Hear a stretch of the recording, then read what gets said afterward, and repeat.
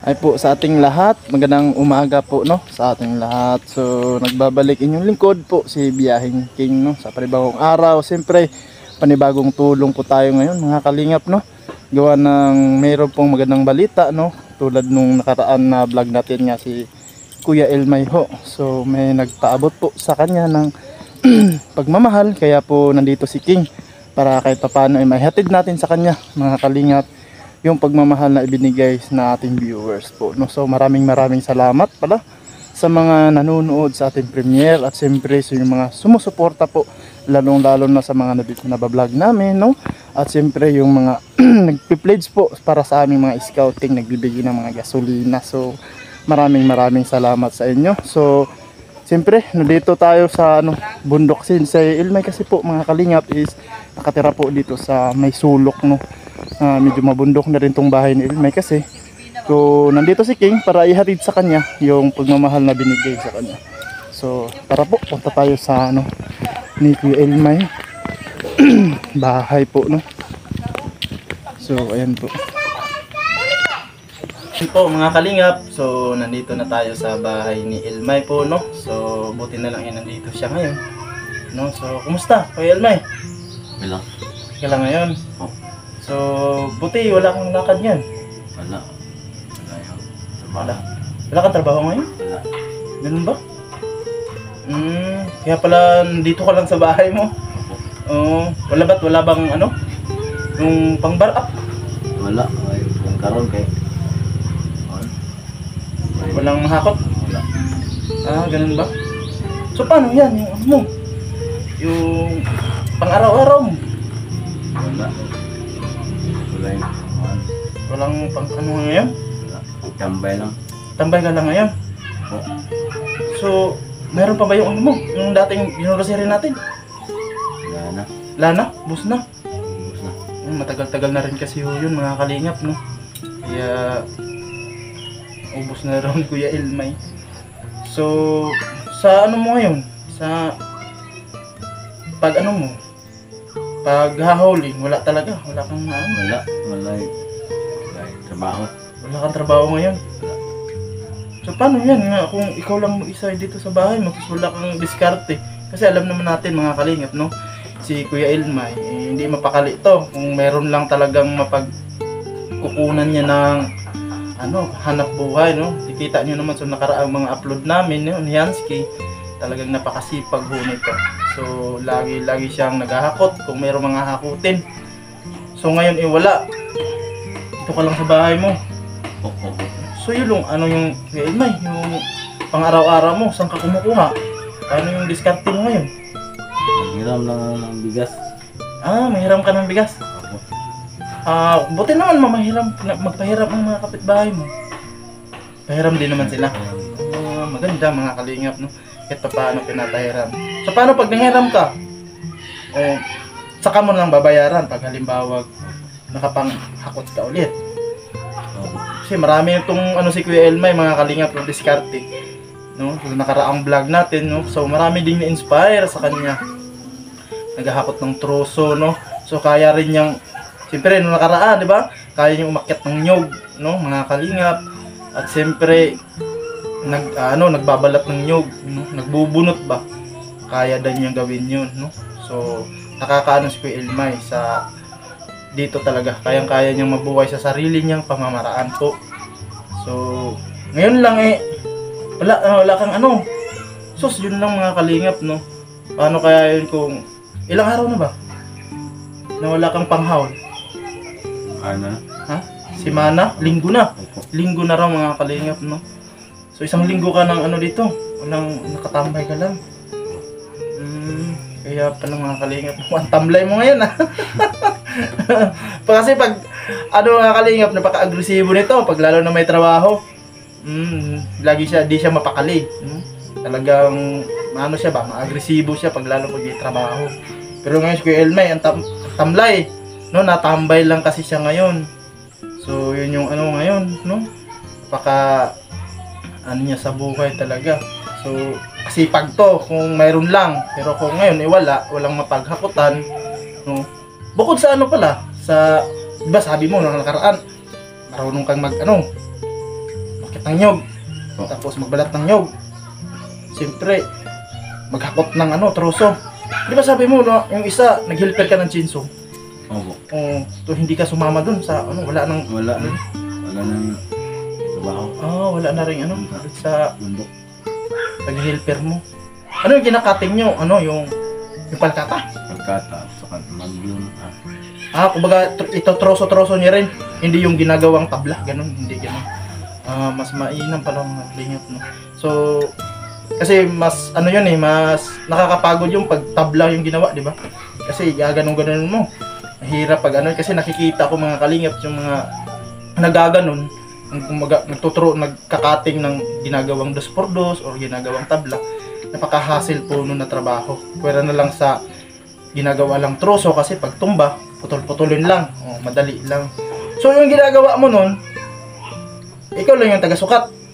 Di ba sinusukat yung haba nun? Opo. Ikaw yung tagahawak ng ikaw yung nagsusukat. Kumbaga yung na lang yung ikaw magsukod. Sa Bisaya pa yung siya yung nagsusukat. So maganda. Magkano nga yung kita mo dun sa pag troso? Yung pagputol-putol? Tila may income ako. Depende sa dagan. Sa gano'ng karami yung naputol nyo.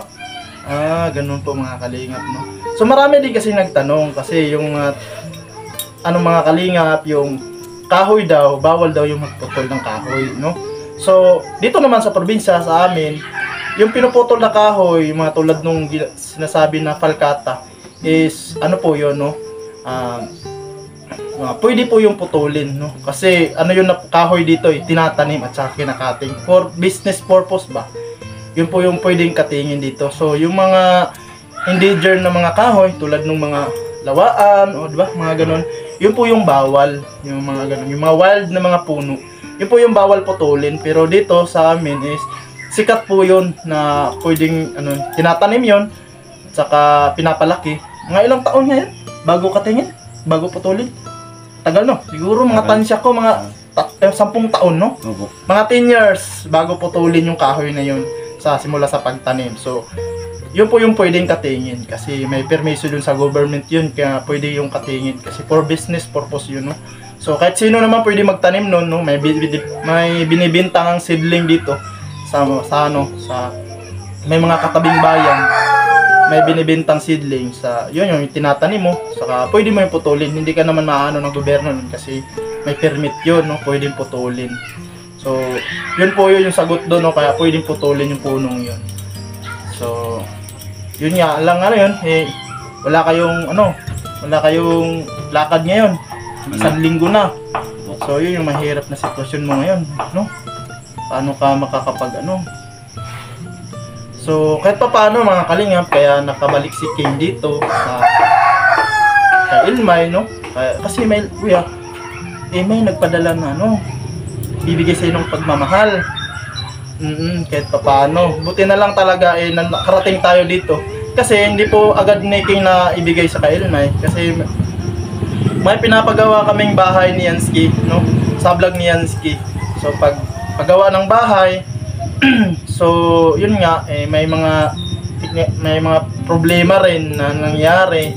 So ang nangyari si Yansky medyo makit yung katawan, napagod din kami dun sa paggawa. So kasi yung panahon hindi naman dun sa sa paggawa, no? Panahon kasi maulan, saka uminit na naman. So alam naman natin yung ginagawa natin is nasa labas tayo lagi. Kaya nga ako medyo may sipon, no? So kaya wala tayong upload nung nakaraan kasi nga may papagaling muna talaga. At siyempre ngayon lang natin si Kuya Ilmay napuntahan, no? So si Yansky nga di nakasama ngayon, no? So sabi niya doon kami kahapon sa sa bundok na sinasabi namin na pupuntahan, no? Doon kami galing. So kita niyo sa vlog ni Yansky na mga darating niya na upload, no? Yun talaga yung mga kababayan natin nga mga katutubo, no? So hirap kaming mag-interview kasi kahit Bisaya ay hirap sila, mga kalingap, doon sa pinuntahan namin. So doon nagpunta kami doon kahapon. So pagbalik sabi ko kapagod man, sabi ko punta ko si Kuya Ilmay ngayon, bigay ko na ngayon yung pagmamahal para sa kanya, para kahit paano magamit niya. tulad ngayon, no, na wala pa lang ano si Kuya Elmay, 1 linggo na. So, Kuya Elmay, dito yung ano, pinaabot na pagmamahal sa'yo, no? Paano, makatulong to sa'yo. So, ayan, no? Binigay sa'yo, no? 1,500 na binigay, no? So, ang nagbigay po niyan mga kalingap, maraming salamat po. So, sa mga nanonood at saka nagbigay concern din sa aming mga nabablog. So, maraming salamat po, Ate Nilda, no? So, Ate Nilda Junbert Trabowski, no? Maraming salamat, Ate Nilda. So, anong masasabi mo kay Ate Nilda? Na kahit paano napansin ka na mayroong kang panggastos. Maraming salamat po dito sa bigay mo sa akin na pera. Maraming bigay niyo sa akin na pera. Maraming salamat daw sa binigay niyong pera sa kanya, Ate Nilda, no? So maraming salamat po, Ate Nilda. Kahit paano talagang eksakto yan ngayon sa'yo. Kasi 1 linggo ka ng tambay. Saka naubos na yung pinamili natin, no? So kahit paano yan, may pera ka na ngayon. So anong unang bibilhin namin? Bigas. Bili ka bigas. Bili kang bigas. So, siyempre, pag bumili ka ng bigas, di ka na mahirapan kasi may saklay ka, di ba? Pag pumunta ka sa bayan, no, maganda kasi nabigyan natin to si Kuya Elmay ng saklay nung nakaraan. So, yan, may pambili kang bigas. Ano pang bilhin mo? Bili kang ulam. Bili kang ulam din. Kasi kasi nga mga kalingap tambay siya. Kailangan dabi-dabihan mo na. Para kahit paano di natin alam kung kailan ka tansya mo, kailan ka kaya ulit makapang diskarte o kung makapanghakot. Semana bro. Mga susunod pa na linggo.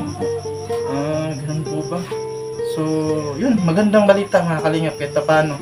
Sa ngayon, nabigyan siya ng no? So, laking salamat din natin, siyempre, kasi mga kalingap, may nagtugon kay Kuya Elmay kahit paano ng pagmamahal, no? So, maraming salamat, no? Pasalamat tayo kay Ate Nilda. So, ano namang masasabi mo din sa mga viewers natin na nanonood at siyempre, yung mga na-inspire sa'yo, anong masasabi mo sa kanila? Yung mga nanonood sa ating mga video at premiere gabi-gabi. Sa may ika-sulti mo sa ila.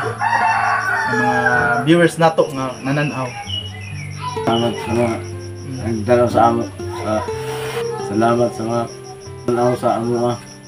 Dagan salamat. Maraming salamat daw, no? So si Kuya Elmay kasi hirap magsalita ng no? Mahihayin si Kuya Elmay, no? So matanong ko lang kung mga kalingap, no?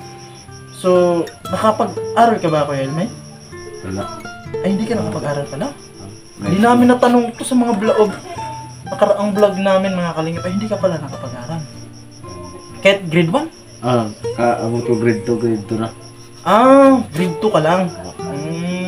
Hanggang grade 2 lang pala si Kuya Elmay, no? So, yun nga. Maisip ko lang, Kuya Elmay, no? Kasi nakapag-aral ka. Ganyan na yan, dati. So, ano naman yung mga experiences mo dun sa school mo? Kasi ganyan yung ano mo. Kasi may mga ganito mga kalingap, no? Nabubuli ba, no? Kinakansawan. Ano namang mga experience mo dati? Inaasar ka? Ulit-uliton na. Di ulit-ulit ka? Dito ako sa eskwelahan. Tayo nga anak ka. Sa school, inaasar-asar ka. Ano namang asar sa'yo? Wala ko. Ginakuan lang. Yung naisip mo, yung pinakamasakit pakinggan na ulit sa imo ha? Kasi Elmay, yang ano ba? Yung ano sa'yo na si Kuya Elmay, Elmay Pilay, ganun. Sinisigaw nga, Elmay Pilay, ganun. Yun yung bully sa'yo kung dati. Yun po mga kalingap. Hindi kaya ayaw mo mag-aral kasi nga nabubuli ka? Or hindi ka nag-aral kasi wala talagang Wala nang pera. Yung mga kalingap, no? So, kaya pala talagang hindi siya nakapagpatuloy kasi kapos mga kalingap sila si Kuya Elmay. So, kahit paano mga kalingap is ganun yung sitwasyon niya ay talagang yung diskarte niya sa bundok no? Yung diskarting mga pangbukid ba, no? So, kahit paano nakakaraos si Kuya Elmay ngayon. So, laking pasalamat din natin na nandito tayo. So, yun po is siyempre, maraming salamat po sa mga nanonood sa ating premiere, no? At lalong-lalo na siyempre yung mga hindi po nag-i-skip ng ads. So maraming salamat sa inyo kasi doon tayo mismo kumukuha ng kahit paano ipanggasolina kung sakasakaling sasahod tayo mga kalingap. So maraming salamat sa inyo kasi di naman tayo kalakihang vlogger talaga na halos meron pong nagpapalipad. So kahit paano sa ngayon is naiipon po yung hindi nyo pag-i-skip ng ads, no? So maraming salamat. At siyempre maraming salamat din sa mga nagpe-pledge sa amin, nagbibigay ng pang-scouting, yun, no? So, kasi ngayon si King is wala pang sahod. So laking tulong po yung ginagawa nyo sa amin dito. So maraming salamat. At siyempre kay Ate Nilda na nagbigay ng pagmamahal ngayon, kay Kuya Elmay, maraming salamat Ate Nilda. At siyempre maraming salamat din, siyempre di natin lagi yung makakalimutan kasi siya po yung naghubog sa atin niya paano mag-vlog at siyempre nag-train ba kung paano gawin yung mga ganitong bagay sa pag-charity. So maraming salamat Amba Joy the Great, no? So yan po yung head ni King, no? Maraming salamat. So pasuportahan din po mga kalingap, no? Bisitahin niyo po yung channel ni Kuya Joy the Great. So maraming salamat at siyempre kay Master, no? So si Master yung dumugtong dun sa kakulangan sa channel ni Biyaheng King kaya po tayo na monetize. So yun nga lang kasi matagal yung processing ni YouTube kaya hanggang ngayon hindi pa tayo nakakasahod. So malay natin sa susunod na buwan or meron na. So maraming salamat Master. So siyempre pinapasalamatan din natin sa nagdagdag inspire sa atin, no?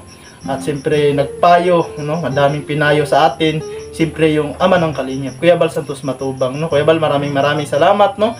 At siyempre sa kanyang may bahay at Edna at siyempre Kalingap Prab, maraming salamat sa inyo. So siyempre hanggang dito na lang muna mga Kalingap yung video ni King at sana'y makabalik tayo ulit kay Kuya Elmay, no? So maganda si Kuya Elmay po kasi nakaka-inspire po siya talaga. Kahit ako, believe ako mga Kalingap, sa dami naming vlog sa kanya, no, nung mga nakaraan, talagang halos episode namin is napapangangha po kami, no, sa mga kaya niyang gawin.